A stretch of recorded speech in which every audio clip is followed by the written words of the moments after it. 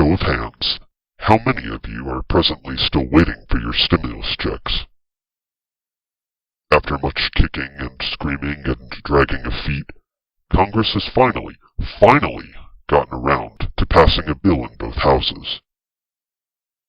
What should have been a simple process, handled in a day with a single page and a unanimous vote, has instead become a partisan dumpster fire, burning low these past several months.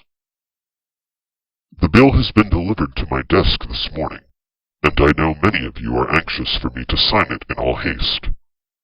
However, having read what's actually in it, I cannot in good conscience allow it to pass.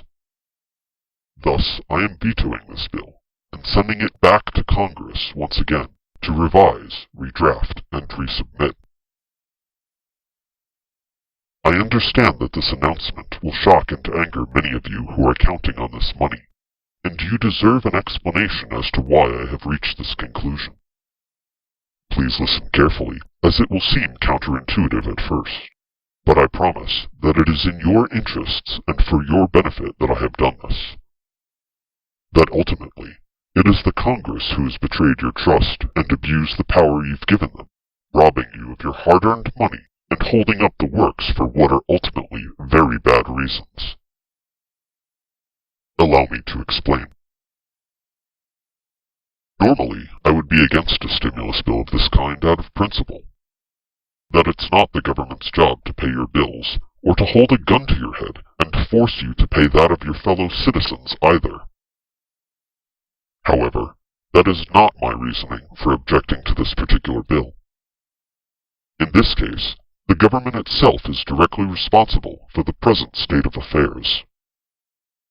The government is responsible for sweeping economic lockdown and the recession, layoffs, and furloughs that followed. These measures were necessary at first in dealing with an emergency, when we were still in the fog of war and we knew little about the enemy we were facing. And the information we've gathered in the past year has allowed us to refine our process such that things can start to get back to normal. However, the government ultimately bears responsibility for the fallout of this decision, and thus you are owed something for your pain, beyond just our gratitude. You have real needs that have been set aside for the greater good, and it's time you are repaid for your effort and sacrifice. I understand this, but Congress appears not to, and here now is the reason for my veto. The reason is because Congress, that rotten, disgusting den of thieves, that vile pit of vipers, of bloated bureaucrats and conniving politicians, has seen fit to take your money and put it towards their own pet projects, to load your stimulus bill full of fat and pork to pay back the donor class and special interests who bought them off and who keep them in power. I am rejecting this bill because I cannot, in good conscience, sit idly by while Congress steals your money and applies it to further corruption. Roughly $500 billion in aid is going directly to individuals and to small businesses impacted by this crisis. And it's times like this when we must put it on the credit card to deal with the immediate disaster in front of us. I am prepared to sign that bill, and if Congress had put that bill in front of me today, I would not hesitate to pass it. But that is not the bill they left me. $500 billion is meant for you. However, the entire bill that just passed is over $4 trillion. Let me say that again. The bill is $4 trillion, but only $500 billion is going to you. That means that over 3/4 of the money they took from you isn't going to you, but to some other cause. Meanwhile, you're out of work, can't afford food, can't afford rent. Your loved ones are dying in the hospital. Wouldn't you like to know where that money is going? What your money is being spent on during a crisis? Here are just a few of the things that Congress feels are more important than you. $1.5 million for a bridge to New York, where Senator Chuck Schumer happens to be from. $50 million to organizations like Planned Parenthood. $852 million for groups like AmeriCorps, on top of the $1.1 billion they already received last year. $200 million to the Institute of Museum and Library Services, which is almost as much as their yearly budget.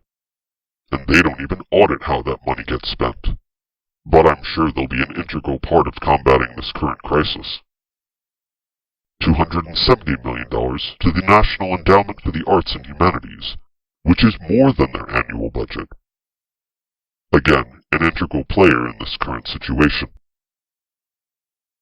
$350 billion going directly to bailing out the states, with New York and California getting the bulk of it. Conveniently, this is where Senators Chuck Schumer and Nancy Pelosi are from. Meanwhile, if you're from one of the other states with fewer cases, you're expected to remain in lockdown without compensation. $128.5 billion for K through 12th grade education, which won't even reach the schools until years after this crisis is over. For that money, we could buy every kid a new laptop, free internet, and convert to wholly online education that is of better quality than what they're getting right now. $36.9 billion to higher education, on top of the $12.5 billion they received already. Which, for that amount of money, you'd expect we'd be pumping out doctors, lawyers, scientists, engineers, and tradesmen of all stripes. Instead, your children are taught that math is racist, while honors programs get shut down across the country. Maybe Chuck Schumer can use woke math to build his bridge to nowhere. $86 billion toward pension plans, without any reforms put in place to address how poorly they were managed in the first place. Meanwhile, your own pension suffers as a result of having to pay for this.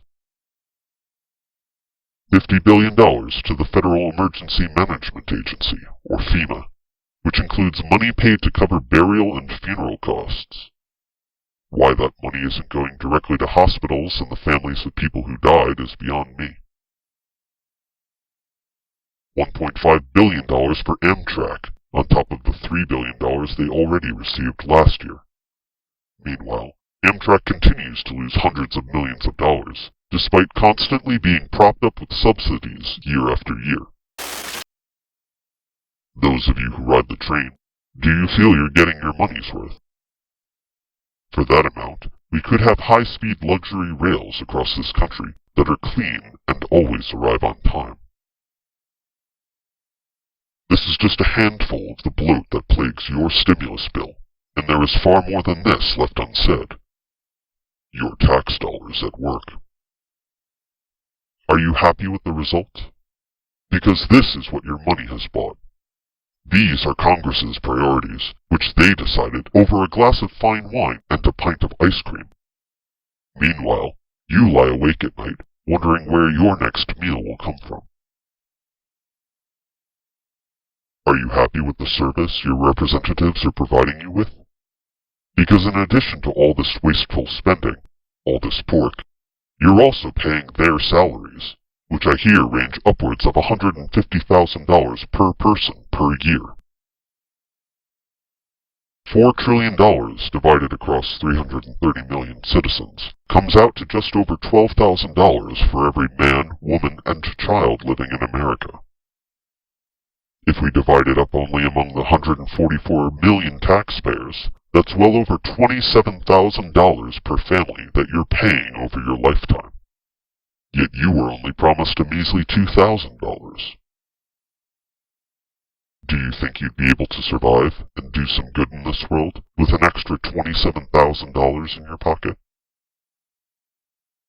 Oh, and did I mention that some of that $4 trillion is being funneled towards illegal immigrants as well? I'm not talking about refugees, mind you, but economic migrants. People who broke the law, who have no right to be here in the first place, who pay no taxes, yet are coming here because of the promise that they might help themselves to some of yours. $500 billion is set aside for you, while Congress took $3.5 trillion for themselves and their friends. You traded $1 and got 2 nickels back. Does that seem like a fair deal to you? While we could argue whether any of these programs might be worth funding in their own right, are these really necessary during an economic crisis? If the point is to bail out the American people, shouldn't we do everything we can to fast-track that money directly to them and let them decide how to spend it? To put it directly into your pocket. Instead, Congress shuffles that money around through some glorified shell game as though they were a common street hustler aiming to con you. They tie up that money in earmarks, riders, amendments, pet projects, special interests, and massive amounts of pork, and then have the audacity to turn around and try to shame people like you and me for not going along with it. To call us irresponsible and reckless and corrupt.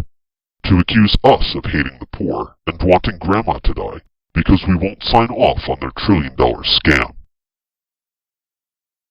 Negotiation is an inevitable part of politics. But this is a hostage negotiation, and the American people are the ones being held hostage by this bill. Terrorism is the use of fear, violence, and intimidation to push a political agenda. And we do not negotiate with terrorists. And to make no mistake, this is an act of systemic violence of the highest order that will maim and murder many of you if passed. Thus, because I care about you, because my duty is to protect and serve you, I will not sign this bill. I will not allow these terrorists and traitors to hold you and your money hostage, to allow these con artists and thieves to steal from you, to allow these white-collar muggers to abuse you further. Instead, I have drafted 2 bills of my own as a counteroffer. The first is a clean stimulus bill, authorizing $500 billion to go directly towards the American people and to small businesses. $500 billion, not $4 trillion. No earmarks, no special interests, no swings and roundabouts, no twists and turns on its way back to you. Just a straight check in your hand. The entire bill fits on 1 page in clear language, which you can read in less than 20 minutes, with no option for riders or amendments. A simple yay or nay vote on a single issue. I expect, and you should also expect, every member of Congress to sign it before day's end, and we shall begin the process of wiring you your money before the week is out. The second bill I'm putting forward is called the One and Done Act. In concert with Senators Rand Paul, Ted Cruz, and others, we have put together a bill which, when it's passed, will require that any and all future bills drafted by Congress must meet the following standard. Firstly, they are not to exceed 1 page in length, single-spaced, 12-point type, written in plain English without legalese, such that anyone with an average reading level can read and understand what's in the bill within the span of 20 minutes or less. For anything more complicated than that, requiring precision in dealing with a complex issue, Congress must pass a 2/3 vote to extend the length to 5 pages. But this is likewise a one-and-done deal. No chaining together of endless strings of pages, as that would defeat the purpose. A supermajority is required to avoid the partisanship of a simple majority, such that only those things both sides agree are important and necessary get passed. Secondly, each bill must cover only a single issue without amendments or riders attached to them. No more horse trading or under-the-table dealings with lobbyists. Thirdly, every senator and representative must certify under oath or affirmation that they have read the entirety of the bill and understand what it contains. If we're expected to read through a terms of service agreement and to be bound to it, the least we can do is hold our lawmakers to the same standard. Failure to do so will result in a charge of contempt of Congress and grounds for impeachment or censure. and falsifying this certification will result in a charge of perjury. No more excuses, no more surprises. No more of this, we have to pass the bill to know what's in it nonsense. I put it to you that any senator or representative who doesn't vote in favor of these two bills isn't actually concerned about you or your interests. They don't care about you. They're just here to grab money and power for themselves, and to rack up status points by how loudly they can signal their virtue. They are traitors, terrorists, and thieves who are anti-American to their core, in which case you should contact your state officials to have them recalled immediately. I think that's something we can all get behind, right? You don't need to wait for me to drain the swamp. You have that power yourself. All that's required is you find the willingness to come together and hold your elected officials to account.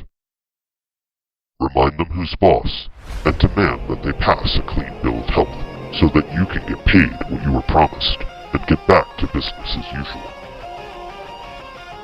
In this way, we shall make America greater than ever, and to build a future of freedom for all.